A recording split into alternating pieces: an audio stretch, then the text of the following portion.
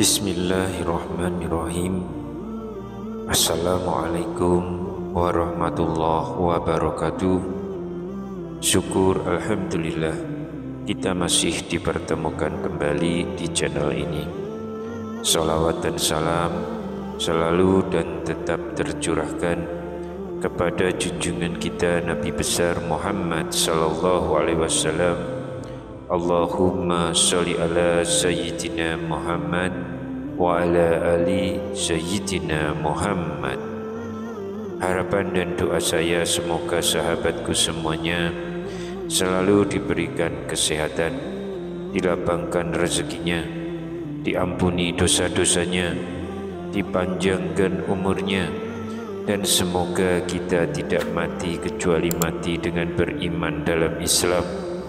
Dan sempatkanlah menuliskan sholawat di kolom komentar.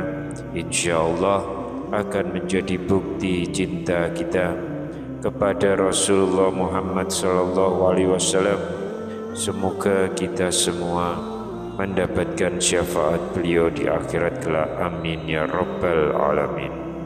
Sahabat beriman yang dimuliakan Allah, di pembahasan kali ini kami akan membahas terkait bahayanya binatang kaki seribu yang masuk ke dalam rumah kita dari sudut pandang agama Islam.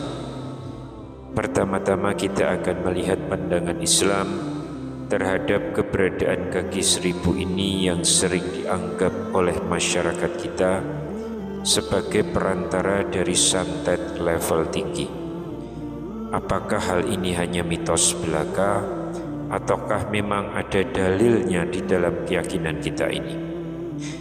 Tidak lupa kami juga akan menyampaikan dampak psikologis yang diakibatkan dengan masuknya kaki seribu ke dalam rumah kita, seperti mimpi buruk dan sulit tidur. Lalu bagaimana hal ini dapat mempengaruhi kesejahteraan kita dalam kehidupan kita sehari-hari? Kemudian tidak hanya itu saja, kami juga akan menyampaikan kepercayaan bahwa kaki seribu ini datang sebagai jelmaan jin ataupun siluman. Dan bagaimana hal ini jika dikaitkan dengan keyakinan dan keimanan kita sebagai umat Islam. Apakah memang ada hubungan antara kaki seribu ini dengan makhluk gaib? Pada kesempatan ini kami tidak hanya akan memberikan informasi mengenai bahaya dari hewan yang satu ini, namun juga melihat penyebabnya menurut ajaran Islam.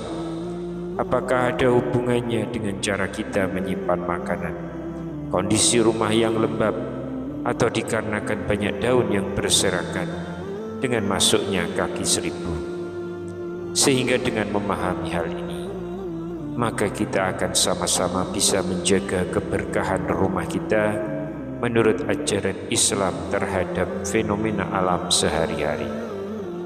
Sahabat beriman yang dimuliakan Allah, menurut pendapat kalian, apa kira-kira yang menyebabkan hewan berkaki seribu ini masuk ke dalam rumah menurut Islam? Apakah hal ini menjadi suatu yang berbahaya? Seperti yang kita ketahui, kaki seribu ini adalah salah satu hewan yang sering kali ditemukan di halaman rumah kita. Dan seringkali hewan satu ini masuk ke dalam rumah kita dan mengganggu kenyamanan kita para penghuninya. Hewan ini suka memakan sampah ataupun sayuran yang membusuk dan tinggal di tempat yang lembab. Sering disebut dengan kaki seribu karena hewan ini berjalan dengan kaki yang sangat banyak, meskipun sebenarnya hewan ini hanya memiliki rata-rata sekitar 80-400 kaki saja. Ketika hewan berjenis serangga ini masuk ke dalam rumah kita, sebaiknya kita harus tetap berhati-hati karena kaki seribu ini dipercaya oleh masyarakat adat menjadi perantara ilmu santet tingkat tinggi karena dendam seseorang kepada kita. Tidak hanya itu saja, dalam pandangan Islam hewan ini juga dianggap membahayakan. Lantas kira-kira apa sajakah bahaya kaki seribu ini yang masuk ke dalam rumah menurut Islam? Menurut ajaran Islam, kaki seribu yang kecil maupun yang besar dianggap sangat berbahaya jika berhasil masuk ke dalam rumah. Oleh karena itu, membunuh kaki seribu ini ternyata memang diperbolehkan di dalam ajaran Islam. Syekh Abdul Aziz bin Baz pernah mengatakan bahwa jika ada hewan yang mengganggu kita dalam kehidupan sehari-hari, maka sangat diperbolehkan untuk membunuhnya, asalkan dengan tidak menggunakan api. Setelah mengetahui ketentuan dalam membunuhnya, maka berikut ini beberapa sebab sehingga kaki seribu ini bisa masuk ke dalam rumah menurut Islam. Yang pertama, sebab dikaitkan sebagai perantara santet. Hewan kaki seribu yang masuk ke dalam rumah sering dianggap sebagai tunggangan ataupun perantara santet tingkat tinggi. Ketika terdapat orang jahat yang memiliki dendam dan berencana mengusik kita juga keluarga di rumah kita, nantinya saat kaki seribu itu berada di rumah, maka penghuninya akan merasakan banyak kejanggalan, mulai dari kepanasan dan lain sebagainya. Lalu yang kedua, hewan kaki seribu ini dapat menyebabkan mimpi buruk. Apabila kaki seribu ini masuk ke rumah dan berasal dari pengaruh santet, nantinya penghuni rumah akan sering mengalami mimpi buruk, karena kaki seribu ini telah dibekali dengan ilmu hitam yang bisa mendatangkan aura buruk di dalam rumah. Kemudian kita sebagai pemilik rumah juga menjadi sasaran dari santet yang sangat berbahaya. Lalu yang ketiga, mengalami susah tidur. Adanya hewan kaki seribu ini di dalam rumah akan membuat penghuni rumah menjadi sulit tidur. Badan akan terasa lebih panas dibanding biasanya, meski udara di luar sejuk. Jika hal ini terjadi, sebaiknya kita segera mencari tahu dan segera mengusir kaki seribu itu dari dalam rumah. Yang keempat, merupakan jelmaan jin atau siluman menurut Islam. Menurut kepercayaan tradisi Jawa, kaki seribu ini merupakan perwujudan dari jin ataupun siluman. Adapun Al-Quran sendiri pun juga telah menjelaskan dalam beberapa ayatnya tentang keberadaan jin, setan, dan manusia sebagai ciptaan Allah. Menurut ulama, jin ini sebenarnya telah membuat perjanjian dengan Nabi Muhammad untuk tidak menampakkan diri di rumah orang yang beriman. Namun terkadang jin dan kecerdikannya tetap memiliki cara untuk menampakkan diri di dalam rumah manusia dan menampakkan diri dalam bentuk hewan.